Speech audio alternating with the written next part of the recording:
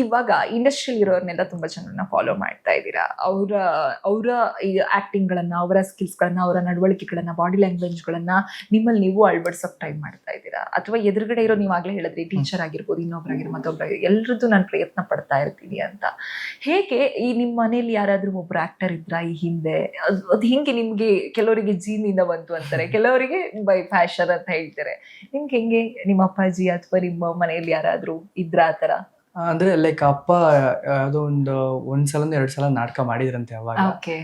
But ತಾತನು ಎಲ್ಲ act ಮಾಡಿದಾರೆ ಅಂತ ಹೇಳಿದ್ರು. ಬಟ್ ಅಷ್ಟು ತಾತನದ ಐಡಿಯಾ ಇಲ್ಲ. ಬಟ್ ತಂದೆ ಒಂದೆರಡು ನಾಟಕ ಏನೋ ಮಾಡಿದ್ದಾರೆ. ಈಗ ಕೆಲವು ನಾನ್ ಶಾರ್ಟ್ ಫಿಲ್ಮ್ ಡೈರೆಕ್ಷನ್ ಮಾಡಿದೆ, ಅದ್ರಲ್ಲೂ ಕೂಡ ನಮ್ಮ ತಂದೆನ ಆಕ್ಟ್ ಮಾಡಿಸಿದೀನಿ. ಹೌದಾ? So ಮಾಡಿ ಆತರ ಮಾಡ್ತಾರೆ. ಲೈಕ್ ಅವ್ರಿಗೆ ತುಂಬಾ ಅಂಬರೀಶ್ ಸರ್ ಅಂದ್ರೆ ತುಂಬಾ ಇಷ್ಟ. ಆತರ ಹಂಗೆ ಅಂತ ಅವರು ಅದನ್ನ ತುಂಬಾ ಜಾಸ್ತಿ ಫಾಲೋ ಅಪ್ ಮಾಡ್ತಾರೆ. ಲೈಕ್ ಅವರು ಕೂಡ ಅಂಬರೀಶ್ ಸರ್ ಸ್ಲ್ಯಾಂಗ್ ಅಲ್ಲಿ ಮಾತಾಡಕ್ಕೆ. ಅಂಬರೀಶ್ ಸರ್ದು ಬರುತ್ತಾ ನಿಮ್ಗೆ? ಓಕೆ. ಒಂದ್ ಡೈಲಾಗ್ ಹೇಳ್ತೀರಾ? ನೋಡು, ನೀ ಯಾವರಾದ್ರೆ ನನಗೇನು ನನ್ನ ಲೈಫ್ ಅಲ್ಲಿ ವಿಸಿಟಿಂಗ್ ಕಾರ್ಡ್ ಕೊಟ್ಟು ಯಾವ್ದಾರ ಮಗರಿಗೂ ಪರಿಚಯ ಮಾಡ್ಕೊಂಡು ನಡೆ ಆ ಕಡೆ. ನಿಜ ಹೇಳ್ತೀನಿ, ನನ್ಗೆ ವಾಯ್ಸ್ ಜೊತೆಗೆ ಆ ಕಣ್ಣಿದೆಯಲ್ಲ, ಸೇಮ್ ತೇಟ್ ನನ್ಗೆ ಅಂಬರೀಶ್ ಸರ್ ಹೇಗೆ ಡೈಲಾಗ್ ಹೊಡೆಯುವಾಗ ಅವರ ಕಣ್ಣುಗಳನ್ನ ಆಕ್ಟ್ ಮಾಡಿ ತೋರಿಸ್ತಾರೆ, ಆ ಕಣ್ಣುಗಳಲ್ಲಿ ಭಾವನೆಗಳನ್ನ ತೋರಿಸ್ತಾರೆ. ನನಗೆ ನಿಜವಾಗ್ಲೂ ನಿಮ್ ಕಣ್ಣಲ್ಲಿ ನನ್ಗೆ ಅದೇ ತರ ಕಾಣಿಸ್ತು. ಸೀರಿಯಸ್ ಆಗಿ. ನೀವು ಇವಾಗ 6th ಸ್ಟ್ಯಾಂಡರ್ಡ್ ಅಲ್ಲಿ ನನ್ಗೆ ಸ್ಟಾರ್ಟ್ ಮಾಡಿದ್ದು ಅಂತಂದ್ರೆ, ನಾನು 6th ಸ್ಟ್ಯಾಂಡರ್ಡ್ ಅಲ್ಲಿ ಇದ್ದಾಗ ನನ್ಗೆ ಏನಂದ್ರೆ ಏನು ಗೊತ್ತಿರಲ್ಲ. ನಮ್ಮ ಅಪ್ಪ ಅಮ್ಮ ಏನ್ ಹೇಳಿರ್ತಾರೋ ನಾವ್ ಅದನ್ನ ಫಾಲೋ ಮಾಡ್ತಾ ಇರ್ತೀವಿ. ಹೇಗೆ ನಿಮ್ಗೆ ಆ ಮೋಟಿವೇಟ್ ಹೇಗೆ ಅಂತ ಅವಾಗ ನಿಮ್ಮ ಅಪ್ಪಾಜಿ ಅವರೇ ನಿಮ್ಮನ್ನ ಪುಷ್ ಮಾಡಿದ್ದ, ಅಥವಾ ನಿಮ್ಗೆ ಈ ತರ ಆಕ್ಟರ್ಸ್ ಗಳನ್ನ ನೋಡೋದು, ಫಿಲ್ಮ್ ಗಳನ್ನ ನೋಡೋದು? ಕೆಲವು ಒಂದು ಶೋಸ್ ಗಳನ್ನ ನೋಡ್ತಿದ್ದೆ ನಾನು. ಶೋಸ್ ಗಳನ್ನ ನೋಡಿದಾಗ ಹಿಂಗೆ ಲೈಕ್ ಈಗ ವಾಯ್ಸ್ ಅಷ್ಟು ಪರ್ಫೆಕ್ಟ್ ಆಗಿ ಬರ್ತಿಲ್ಲ ಅಂತಂದ್ರೆ ಆಕ್ಷನ್ಸ್ ಗಳನ್ನ ಮಾಡ್ತಿದ್ದೆ. ಈಗ ರಾಜ್ಕುಮಾರ್ ಸರ್ ಅಂತ ಅಂದಾಗ ತರ ತಲೆನೇ ಹಿಂಗ್ ಅನ್ಕೊಂಡು, ಆಮೇಲೆ ಅಂಬರೀಶ್ ಸರ್ ಅಂತ ಅಂದಾಗ ಹಿಂಗೆಲ್ಲ ಅನ್ಕೊಂಡು ಹಿಂಗೆಲ್ಲ ಇದ್ ಮಾಡ್ಕೊಂಡು, ಅಂದ್ರೆ ಲೈಕ್ ನಡೆ ಆ ಕಡೆಗೆ ಹಂಗೆ ಹಿಂಗೆ ಆತರ ಟ್ರೈ ಮಾಡ್ತಿದ್ದೆ. ಸೊ ಈ ತರ ಮಾಡ್ತಾ ಆಕ್ಷನ್ಸ್ ಎಲ್ಲ ಮಾಡ್ತಾ ಇರ್ಬೇಕಾದ್ರೆ ಒಂದು ಟ್ರೈ ಕೊಡು. ಅಲ್ಲಿ ನಂದು ಒಂದು ಡ್ಯಾನ್ಸ್ ಶೋ ಇತ್ತು. ಆಕ್ಚುಲಿ ನಾನು ಡ್ಯಾನ್ಸ್ ಮಾಡ್ತಿದ್ದೆ. ಅವಾಗ ಡ್ಯಾನ್ಸ್ ಎಲ್ಲ ಮುಗಿಸ್ಕೊಂಡ್ ಬಂದ್ಮೇಲೆ ಇನ್ನೊಂದು ಶೋ ಕೊಡು, ನಾನು ಹೇಳ್ಬಿಟ್ಟು ಆಂಕರ್ಗೆ ಹೇಳ್ಬಿಟ್ಟು ಮಾಡಿಸ್ತೀನಿ ಅಂತ. ನಾನು ಅಪ್ಪ ಇಲ್ಲ ನನಗೆ ಏನು ಆಗಿಲ್ಲ, ಸುಮ್ನೆ ಹೋಗಿ ಅಲ್ಲಿ ನಿಂತ್ಕೊಂಡ್ ಮಾಡು, ತಲೆ ಕಟ್ಸ್ಕೊಬೇಡ, ನೀನ್ ಹೋಗ್ ಮಾಡು ಅಂತ ಹೇಳಿದ್ರು. ನಾನು ಕೂಡ ತುಂಬಾ ಭಯ ಆಗ್ತಿತ್ತು, ಕೈಯೆಲ್ಲ ಶಿವರಿಂಗ್ ಆಗ್ತಿತ್ತು. ನಮ್ಮಪ್ಪ ಒಂದೇ ಮಾತು ಹೇಳಿದ್ದು, ಯಾವ್ದೇ ಕಾರಣಕ್ಕೂ ಸ್ಟೇಜ್ ಫಿಯರ್ ಇಟ್ಕೊಂಬೇಡ. ಸ್ಟೇಜ್ ಫಿಯರ್ ಇತ್ತು ಅಂತಂದ್ರೆ ನೀನ್ ಸ್ಟೇಜ್ ಅಲ್ಲ ಲೈಫಲ್ಲೂ ಕೂಡ ಏನು ಸಾಧನೆ ಮಾಡಕ್ಕಾಗಲ್ಲ. ಖಂಡಿತ. ಅದಕ್ಕೋಸ್ಕರ ಸ್ಟೇಜ್ ಫಿಯರ್ ಅನ್ನೋದನ್ನ ಬಿಟ್ಟಾಕು, ತಲೆಗೆಡ್ಸ್ಕೊಬೇಡ. ಒಂದ್ ತಿಳ್ಕೊ, ನಿನ್ ಹಿಂದೆ ನಾನಿದ್ದೀನಿ. ನಿನ್ ಹಿಂದೆ ನಾನಿದ್ದೀನಿ. ಯಾವ್ದೇ ಕಾರಣಕ್ಕೂ ಯಾರ ಬಗ್ಗೆನೂ ತಲೆ ಕೆಡ್ಸ್ಕೊಬೇಡ. ನಿನ್ನ ಬಿಡಕ್ ನಾನು ಬಿಡಲ್ಲ. ಹೋಗು ಸ್ಟೇಜ್ ಮೇಲೆ ನೀನ್ ಯಾರ್ಯಾರ್ದು ಮಾಡ್ತೀಯಾ ಅವ್ರದಷ್ಟು ಜನದ್ದು ಮಾಡು, ಬರ್ಲಿಲ್ಲ ಅಂದ್ರೂ ಪರವಾಗಿಲ್ಲ, ಮಾಡ್ಕಬಾ ಅಂತ. ಸೊ ನಮ್ಮಪ್ಪ ಇಷ್ಟಾದ್ರೂ ಹೇಳಿದಿರಲ್ಲ, ಒಂದು 10% ಆದ್ರೂ ಕೊಡೋಣ ಅಂತ ಹೇಳಿ ಅಲ್ಲಿ ಸ್ಟಾರ್ಟ್ ಮಾಡಿದ್ವಿ ಮ್ಯಾಮ್. ಅಲ್ಲಿ ಆಡಿಯನ್ಸ್ ಫುಲ್ ಚೇರ್ ಮಾಡಿದ್ರು. ಸೊ ಅದೊಂದು ಜೋಶ್ ಇದೆಯಲ್ಲ, ಆಡಿಯನ್ಸ್ ಕಿರ್ಸ್ತಾರೆ ಹಂಗೆ ಹಿಂಗೆ ಅಂತ ಅಂದಾಗ, ನಾವ್ ಯಾವ್ದಾದ್ರು ಒಂದು ಸ್ಟೇಜ್ಗೆ ಹೋದಾಗ ಹಂಗೆ ಅಂತ ಅಲ್ಲಿ ಒಂದು 50 ಜನ ಕಿರ್ಚಿದ್ರು ನಮ್ಗೆ ಅದು ಕ್ರೇಜ್ ಇನ್ನೂ ಜಾಸ್ತಿ ಆಗ್ತಾ ಇರುತ್ತೆ. ಕೆಲವ್ರಿಗೆ ಅಲ್ಲಿ ಶಿವರಿಂಗ್ ಆಗ್ತಾ ಇರುತ್ತೆ. ಬಟ್ ನನಗೆ ಅಲ್ಲಿಂದ ಏನಾಯ್ತು ಅಂದ್ರೆ ಶಿವರಿಂಗ್ ಇಂದ ಕ್ರೇಜ್ ಸ್ಟಾರ್ಟ್ ಆಯ್ತು. ಓಕೆ, ಈ ತರ ನಾನು ನಿಂತ್ಕೊಂಡ್ರೆ ಸ್ಟೇಜ್ ಮೇಲೆ ಎಲ್ಲ ಕೂಡ ನನಗೆ ಅಪ್ರಿಶಿಯೇಟ್ ಮಾಡ್ತಾರೆ, ಸಪೋರ್ಟ್ ಮಾಡ್ತಾರೆ ಅಂತ ಹೇಳಿ ಮಾಡ್ತಿದ್ದೀನಿ ಅಲ್ವಾ. 10% ಮಾಡ್ತಿದ್ದೀನಿ. ಸೊ 50% ನೆಕ್ಸ್ಟ್ ಅದ್ರ ನೆಕ್ಸ್ಟ್ 100% ಕೊಡೋಣ ಅಂತ ಹೇಳಿ ಯಾವುದೇ ಒಂದು ಆಕ್ಟರ್ದು ಮಿಮಿಕ್ರಿ ಮಾಡ್ಬೇಕಾದ್ರು ಕೂಡ 100% ಮಾಡ್ತೀನಿ. ಸೊ ಹಂಗೆ ಟ್ರೈ ಮಾಡ್ತಾ ಕೆಲವ್ರದ್ದು 70% 80% ಬಂದ್ರು ನಾನು ಅಪ್ಪು ಸರ್ ಮಾತ್ರ 100% ನಾನು ಕೊಡಕ್ಕೆ ಟ್ರೈ ಮಾಡ್ತೀರಾ? ಖಂಡಿತ ಮಾಡಬೇಕು. ಬಿಕಾಸ್ ಅವರ ಅಭಿಮಾನಿಗಳು ಅವರ ಅವ್ರಿಗೆ ಧ್ವನಿಗೆ ಆಕ್ಚುಲಿ ತುಂಬಾ ದೊಡ್ಡ ಫ್ಯಾನ್ ಬೇಸ್ ಇತ್ತು. ಈಗ ಪ್ರೆಸೆಂಟುನು ನನ್ ಕಣ್ಣಲ್ಲೇ ಅವಾಗ ನೀರ್ ಬಂತು. ಅವರ ಧ್ವನಿ ಕೇಳಿದ್ರೆ ಈಗ್ಲೂ ಕೂಡ ಅವರ ಜೀವಂತವಾಗಿದ್ದಾರೆ, ಅವ್ರು ನಮ್ ಜೊತೆಲೇ ಇದ್ದಾರೆ, ಆತರ ಫೀಲ್ ಬರುತ್ತೆ. ಅಷ್ಟು ಅವರ ಧ್ವನಿಗೆ ಶಕ್ತಿ ಇದೆ. ಅಂಡ್ ನೀವಾಗ್ಲೇ ಹೇಳಿದ್ರಿ ನಮ್ಮ ಅಪ್ಪಾಜಿ ಅವ್ರು ನಿಂತ್ಕೊಂಡ್ರು ಹಿಂದೆ, ಏನಾದ್ರೂ ಆಗ್ಲಿ ನಾನ್ ನಿನ್ನ ಬಿಡಕ್ ಬಿಡಲ್ಲ ಅಂತಂದ್ರು. ಎಷ್ಟೋ ಜನರ ಲೈಫ್ ಅಲ್ಲಿ ಅವರ ಅಪ್ಪನೇ ದೊಡ್ಡ ಹೀರೋ ಆಗಿರ್ತಾರೆ, ಅವರ ಅಪ್ಪನೇ ಅವರ ಬೆನ್ನೆಲುಬಾಗಿರ್ತಾರೆ. ಖಂಡಿತ ಬಹುಶಃ ನಿಮ್ಮ ಲೈಫ್ ಅಲ್ಲೂ ಕೂಡ ಅವರೇ ದೊಡ್ಡ ಬಿಗ್ಗೆಸ್ಟ್ ಸಪೋರ್ಟ್ ಅಂತ ಹೇಳ್ಬೋದೇನೋ. ಹೇಗೆ ಅಂದ್ರೆ ಈಗ ಯೂಶ್ವಲಿ ಗಂಡು ಮಕ್ಕಳಿಗೆ ಅಪ್ಪ ಅಂದ್ರೆ ಅಷ್ಟಕ್ಕಷ್ಟೇ, ಅಪ್ಪ ಅಂದ್ರೆ ದೂರ, ಹೆಣ್ಮಕ್ಳು ಅಂದ್ರೆ ಅಪ್ಪಂಗೆ ತುಂಬಾ ಇಷ್ಟ, ಈ ತರ ಮಾತುಗಳಿದೆ. ನಿಮ್ಮ ಮನೇಲಿ ನೀವು ಅಕ್ಕನ ಬಗ್ಗೆ ಹೇಳಿದ್ರಿ ಆಗ. ಹಾಗಿರುವಾಗ ಮಗನಿಗೆ ಹೇಗೆ ಅಪ್ಪ ಇಷ್ಟೊಂದು ಸಪೋರ್ಟು? ಯಾಕೆ ಅಂತಂದ್ರೆ ನಮ್ಮ ತಂದೆಗೆ ಅವ್ರು ಚಿಕ್ಕ ವಯಸ್ಸಿದ್ದಾಗಲೇ ಅವ್ರ ತಂದೆ ತೀರೋಗಿದ್ರು. ಸೊ ಆ ಪ್ರೀತಿನ ನನಗೆ ಕೊಟ್ರು ಅಂತ ಹೇಳಿದ್ರೆ ತಪ್ಪಾಗಲ್ಲ. ಸೊ ಅವ್ರು ತುಂಬಾ ಝೀರೋ ಇಂದ ಸ್ಟಾರ್ಟ್ ಮಾಡಿದಾರೆ ಲೈಫ್ ನ, ತುಂಬಾ ಕಷ್ಟದಿಂದ ಸ್ಟ್ರಗಲ್ ಮಾಡ್ತಿದ್ದಾರೆ, ಲೈಕ್ ಈಗಲೂ ಕೂಡ ಸ್ಟ್ರಗಲಿಂಗ್ ಅಲ್ಲಿ ಇದೀವಿ. ಸೊ ಹಂಗೆ ಮಾಡ್ತಿದ್ದಾರೆ, ಲೈಕ್ ಸಪೋರ್ಟ್ ಮಾಡ್ತಾರೆ, ಏನಾದ್ರು ಮಾಡು ನಾನು ಇದ್ದೀನಿ ಹಂಗೆ ಹೇಗೆ ಅಂತ. ಓಕೆ. ಸೊ ಲೈಕ್ ಕೋವಿಡ್ ಟೈಮಲ್ಲಿ ತುಂಬಾ ಸ್ಟ್ರಗಲ್ ಆಯ್ತು ನಮಗೂ ಕೂಡ. ಓಕೆ. ಸೊ ಹಂಗೆ ಹೇಗೆ ಸಪೋರ್ಟ್ ಕೋವಿಡ್ ಮಾಡ್ತಾರೆ. ಟೈಮಲ್ಲಿ ಯಾವ ತರ ಇತ್ತು ನಿಮ್ ಲೈಫು? ತುಂಬಾ ಲೈಕ್ ನಮ್ಮ ತಂದೆ ಆಗಿರ್ಬೋದು, ತಾಯಿ ಆಗಿರ್ಬೋದು, ನನಗೆ ಆಗಿರ್ಬೋದು, 3 ಜನಕ್ಕೂ ಕೋವಿಡ್ ಆಗಿತ್ತು. ಓಕೆ. ಆ ಟೈಮಲ್ಲಿ ಲೈಕ್ ತುಂಬಾ ಸಫರ್ ಆಗಿತ್ತು. ನಮ್ಮ ತಂದೆ ತಾಯಿ ವಯಸ್ಸು ಜಾಸ್ತಿ ಇರೋದ್ರಿಂದ ಅವ್ರಿಗೂ ಕೂಡ ಸೀರಿಯಸ್ ಕಂಡೀಷನ್ಸ್ ಆಗಿತ್ತು. ಸೊ ಅದರಿಂದ ಹೆಂಗೋ ಉಳಿಸ್ಕೊಂಡು ಇವತ್ತು ನೈಸ್. ಇಬ್ರು ಕೂಡ ದೇವರ support ಆಶೀರ್ವಾದ. ಮಾಡ್ತಾರೆ. ಖಂಡಿತ. ಲೈಕ್ ಚಿಕ್ಕ ವಯಸ್ಸಿನ ನನಗೆ ತುಂಬಾ ಸಪೋರ್ಟ್ ಮಾಡಿದೆ. ಯಾಕೆಂತಂದ್ರೆ ಸುಮಾರು ಕಡೆ ನನಗೆ ಹೆವಿ ಕಂಟಕಗಳು ಅದು ಇದು ಏನೇನೋ ಇತ್ತು ಮ್ಯಾಮ್. ಲೈಕ್ ಚಿಕ್ಕ ವಯಸ್ಸಲ್ಲೇ ನನಗೆ ನಿಮೋನಿಯಾ ಇತ್ತು. ನಾನು ಹುಟ್ಟಿ ಮಗು ಇದ್ದಾಗಲೇ ನನ್ಗೆ ನಿಮೋನಿಯಾ ಆಗಿತ್ತು. ಸೊ ಅವಾಗ ಕೂಡ ತುಂಬಾ ಬದುಕದೆ ಡೌಟು ಅಂತ ಹೇಳಿದ್ರು. ಅವಾಗ ಕೂಡ ಅಲ್ಲಿಂದ ತುಂಬಾ ಕೇರ್ ಸ್ಟಾರ್ಟ್ ಆಯ್ತು ನನ್ನ ಮೇಲೆ.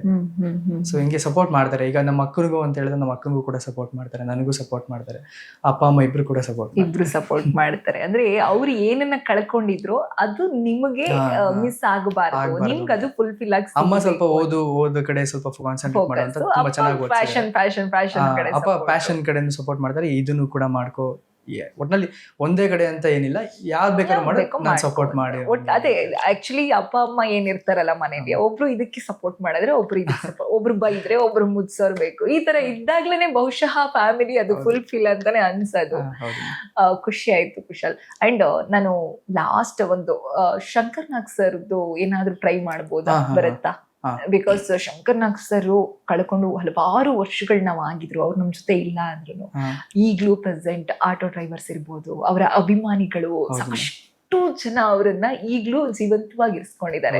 ಹಾಗಾಗಿ ಹೇಳ್ತಾ ಇದ್ದೀನಿ ಅವ್ರಿಗೋಸ್ಕರ. ಅಂಡ್ ನನಗೂ ಕೂಡ ಅವರ ಧ್ವನಿ ತುಂಬಾ ಇಷ್ಟ. ಹಾಗಾಗಿ ನೋಡಿ ಯಾಕಿಷ್ಟು ಬರುತ್ತೆ, ಯಾಕಿಷ್ಟು ಚಪ್ಪಾಳೆ. ನಾವು ನಿಮ್ಗೆ ಏನು ಮಾಡಲ್ಲ ಸ್ನೇಹಿತರೆ, ಯಾಕಂದ್ರೆ ಭಗವಂತ ನನಗೆ ಕೊಟ್ಟಿದ್ದು 36 ವರ್ಷ ಮಾತ್ರ. ಈ 36 ವರ್ಷದಲ್ಲಿ ಶಂಕರ್ ನಾಗ್ ಏನು ಮಾಡಲ್ಲ. ಆದ್ರೆ ಒಂದಂತೂ ನಿಜ, ದೇಶದಲ್ಲಿ 106 ಭಾಷೆ ಇದೆ, ಆದ್ರೆ 8 ಜ್ಞಾನಪೀಠ ಪ್ರಶಸ್ತಿ ಬಂದಿರೋದು ನನ್ನ ಕನ್ನಡಕ್ಕೆ ಅಂತ ಹೇಳ್ತಾ ನನ್ನ ಮಾತನ್ನ ಮುಗಿಸ್ತೀನಿ. Very nice, so sweet. ನೀವು ಹೇಳಿದ್ರೆ ಏನು ಮಾಡಿಲ್ಲ ಜನ, ನೀವ್ ಯಾಕೆ ಇಷ್ಟೊಂದು ಇದ್ ಮಾಡ್ತೀರಾ ಅಂತ ಹೇಳಿ. ಯಾಕಂದ್ರೆ ಲೈಕ್ ಯಾವ್ದೋ ಒಂದು ಸಂದರ್ಶನದಲ್ಲಿ ಹೇಳಿದ್ರಿ ಇವರು ಆತರ, ಅದೇನೆ ನಾನು ಹೇಳಕ್ ಟ್ರೈ ಮಾಡಿದೆ. ಈಗ ನಂಗೆ ಅವರೇ ಬಂದು ಇಲ್ಲಿ ಹೇಳ್ದಂಗ ಅನಿಸ್ತು. ಬಟ್ ಏನು ಮಾಡಿಲ್ಲ ಅಂತ ಅವ್ರು ಹೇಳ್ತಾರೆ, ಅವ್ರ ಮೈಂಡ್ ಸೆಟ್ ಇದೆ ಅಂತಂದ್ರೆ ಅದು ಹೌದು. ಬಟ್ ಅವ್ರು ಏನೇನ್ ಮಾಡಿದ್ದಾರೆ ಅಂಡ್ ಅವ್ರು ಈಗ ಪ್ರೆಸೆಂಟ್ ಇದ್ದಿದ್ರೆ ನಮ್ಮ ಇಂಡಸ್ಟ್ರಿ ಯಾವ ಲೆವೆಲ್ಗೆ ಹೋಗ್ತಾ ಇತ್ತು. For better.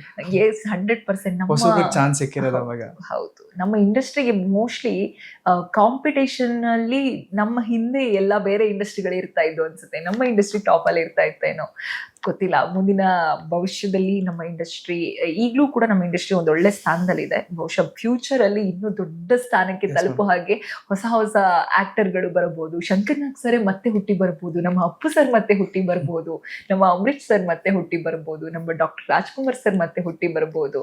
ಇವರೆಲ್ಲರೂ ಕೂಡ ಮತ್ತೆ ನಮ್ಮ ಇಂಡಸ್ಟ್ರಿನ ಹುಟ್ಟಿ ಬಂದು ಮತ್ತೆ ತಗೊಂಡು ಹೋಗ್ಬೋದು. ಅಥವಾ ಈಗ ಇರೋ ಹೊಸ ಕಲಾವಿದ್ರು ನಮ್ಮ ಇಂಡಸ್ಟ್ರಿ ಸೇರಿದಾಗ ಮೋಸ್ಟ್ಲಿ ದೊಡ್ಡ ಮಟ್ಟಕ್ಕೆ ಅದು ಹೋಗಬಹುದು ಅಂತ ಅನ್ಸುತ್ತೆ. ಪುನೀತ್ ಸರ್ ಧ್ವನಿ ನನ್ ಕೇಳಬೇಕು. ಕೆಲವು ಸಲ ಏನಾಗುತ್ತೆ ಅಂದ್ರೆ ತುಂಬಾ ಮೆಚ್ಕೊಂಡವ್ರನ್ನ, ತುಂಬಾ ಇಷ್ಟಪಟ್ಟವ್ರನ್ನ ಏನೇ ಹೇಳಿ ವರ್ಣಿಸಿದ್ರೆ ಅದು ಚಿಕ್ಕದಾಗುತ್ತೆ. ಸೊ ಹಲವಾರು ಜನ ಯಾರು ಹೇಳಿದ್ರು ಅವ್ರನ್ನ ಯಾವಾಗ್ಲೂ ಇಲ್ಲಿ ಇಟ್ಕೊಂಡಿರ್ತೀನಿ. ಯಪ್ಪ, ಸೂಪರ್ ಸರ್, ಖಂಡಿತ ತುಂಬಾ ಖುಷಿ ಆಯ್ತು ನನ್ಗೆ. ಯಪ್ಪ, ನಂಗೆ ನಿಜ ಹೇಳ್ಬೇಕಾದ್ರೆ ನೀವು ಮಾತಾಡಿ ನೆಕ್ಸ್ಟ್ ಸೆಕೆಂಡು ನನ್ಗೆ ಪುನೀತ್ ಸರ್ ಜೊತೆನೆ ನಾನು ಮಾತಾಡ್ತಿದ್ದೀನಿ ಅಂತಾನೆ ಅನ್ಸುತ್ತೆ ಅಮರ್. ಅಷ್ಟು ಅದು ಏನಂತಾರೆ ಹಾರ್ಟ್ ಕನೆಕ್ಟ್. ಕೆಲವು ಅಭಿಮಾನಿಗಳಿದ್ದಾರೆ ಮ್ಯಾಮ್, ಲೈಕ್ ಫೋನ್ ಮಾಡ್ತಾರೆ, ಫೋನ್ ಮಾಡಿ ಲೈಕ್ ಅಪ್ಪು ಸರ್ ವಾಯ್ಸ್ ಅಲ್ಲಿ ಬರ್ಡೇ ವಿಶಸ್ ಬೇಕು ಅಂತ ಹೇಳ್ತಾರೆ. ಸೊ ಅವಾಗ ಲೈಕ್ ಅಪ್ಪು ಸರ್ ಯಾವ ತರ ವಿಶ್ ಮಾಡ್ತಿದ್ರು ಅದನ್ನ ಹೇಳ್ತೀನಿ ಒಂದ್ಸಲ. ಈಗ ಫಾರ್ ಎಕ್ಸಾಂಪಲ್ ನಿಮ್ಗೆ ಹುಟ್ಟಿದ ಹಬ್ಬ ಇದೆ ಅಂತ. ಓ ಮೈ ಗಾಡ್.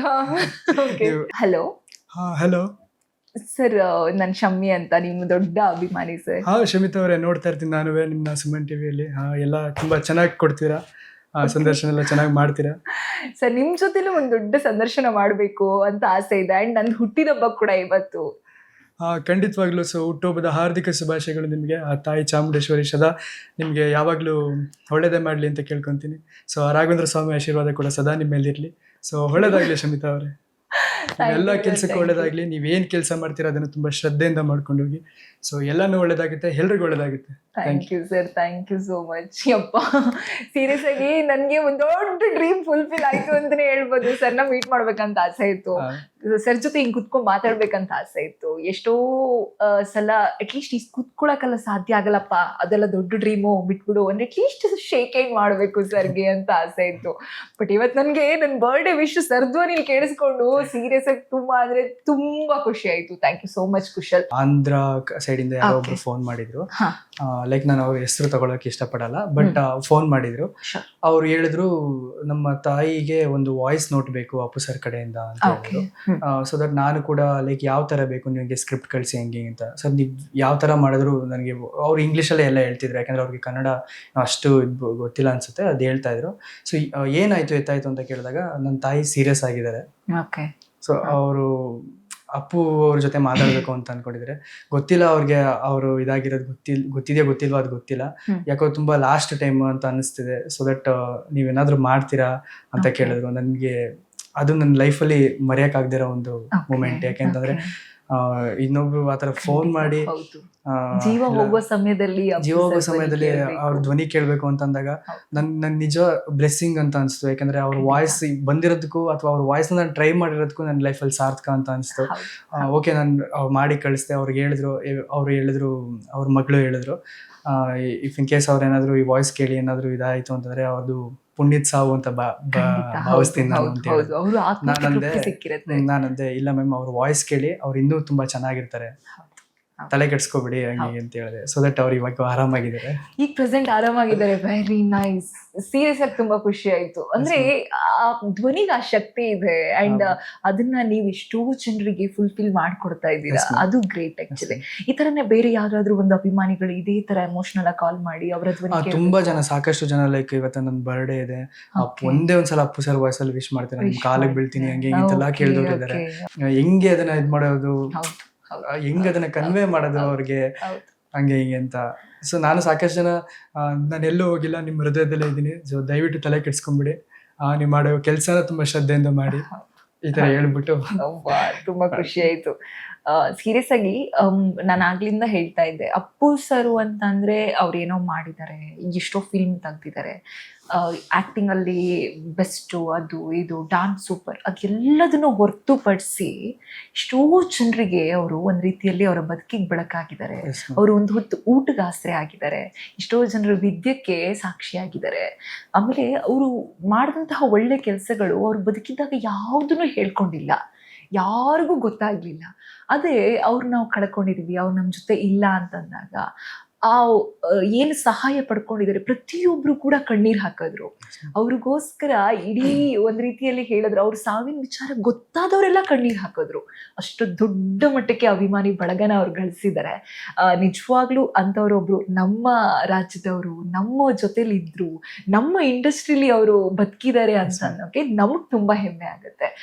ಬೇರೆಯವ್ರು ಯಾರಾದ್ರೂ ಮೀನ್ಸ್ ನಾವೀಗ ಬೇರೆ ಸ್ಟೇಟ್ಗೆ ಹೋದ್ವು, ಬೇರೆ ದೇಶಕ್ಕೆ ಹೋದ್ವು, ಯಾರು ಅಂತ ಕೇಳಿದ್ರೆ ಹೆಮ್ಮೆಯಿಂದ ಹೇಳ್ಬೋದು, ಪುನೀತ್ ರಾಜ್ಕುಮಾರ್ ಸರ್ ಗೊತ್ತಲ್ವಾ, ಕರ್ನಾಟಕದವರು, ಹೀಗೆ ಹೇಳ್ಕೋಬಹುದು. ತುಂಬಾ ಅಂದ್ರೆ ಅವರ ಅಭಿಮಾನಿಗಳು, ನೀವ್ ಆಗ್ಲೇ ಹೇಳಿದ್ರಿ, ಅವರ ಅಭಿಮಾನಿಗಳು ನನಗೆ ಬೇರೆ ಪಂಜಾಬ್ಗೆ ಹೋದಾಗ್ಲೂ ಕೂಡ ನಮ್ಗೆ ಅವರ ಅಭಿಮಾನಿಗಳು ಸಿಕ್ಕಿದ್ರು ಅಂತ. ಹಾಗೆ ಬೇರೆ ದೇಶಗಳಲ್ಲೂ ಕೂಡ ಅವರ ಅಭಿಮಾನಿಗಳನ್ನ ಅವ್ರು ಗಳಿಸ್ಕೊಂಡಿದ್ದಾರೆ. ನಿಜಕ್ಕೂ ನಮ್ಮ ಹೆಮ್ಮೆ. ಅಂಡ್ ಅವರ ಧ್ವನಿಯನ್ನ ನೀವು ಇಟ್ಕೊಂಡಿರೋದು ಕೂಡ ಸೀರಿಯಸ್ ಆಗಿ ತುಂಬಾ ಖುಷಿ ಆಗ್ತಿದೆ. ನಿಮ್ಮ ಅಭಿಮಾನಿಗಳು ಯಾರೋ ಒಬ್ರು ಕಾಲ್ ಮಾಡಿದೋ ಹೇಳಿದ್ರು ಅಂತಂದ್ರೆ ನೀವು ಇಂಡಸ್ಟ್ರಿಗೆ ಬನ್ನಿ, ಖಂಡಿತ ಇಂಡಸ್ಟ್ರಿಗೆ ಬನ್ನಿ ಕುಶಾಲ್. ಯಾರ್ಯಾರ ಅಪ್ಪು ಅಭಿಮಾನಿಗಳು ಮಿಸ್ ಮಾಡ್ಕೋತಾ ಇದಾರೆ ಅಪ್ಪು ಸರ್ನ, ಅವರಿಗೆ ತುಂಬಾ ಖುಷಿ ಕೊಡುತ್ತೆ ಈ ವಿಚಾರಗಳು. ಟ್ರೈ ಮಾಡಿ, ನಿಮ್ಮ ಸಕ್ಸಸ್ ಮುಂದೆ ಇದೆ ಅಂದ್ರೆ ಅವ್ರಿಗೆಲ್ಲ ನಾನು ಹೇಳೋದು ಒಂದೇ, ಯಾಕಂದ್ರೆ ನಾನು ಇನ್ನೊಬ್ರು ಅಪ್ಪು ಆಗಕ್ ಆಗಲ್ಲ, ಆದ್ರೆ ನನ್ನಲ್ಲಿರೋ ಅಪ್ಪುನ ನಾನು ಸದಾ ಜೀವಂತವಾಗಿರಕ್ಕೆ ಖಂಡಿತವಾಗ್ಲು ನೀವು ಹೇಳ್ದ ಹಾಗೇನೆ ನೀವು ಅಪ್ಪು ಆಗಕ್ ಸಾಧ್ಯ ಆಗದೆ ಇರ್ಬೋದು, ಬಟ್ ಅಪ್ಪು ಸರ್ನ ಯಾವಾಗ್ಲೂ ಜೀವಂತವಾಗಿ ಇಟ್ಕೊಳ್ಳಿ. ಖಂಡಿತವಾಗ್ಲು ಹೌದು.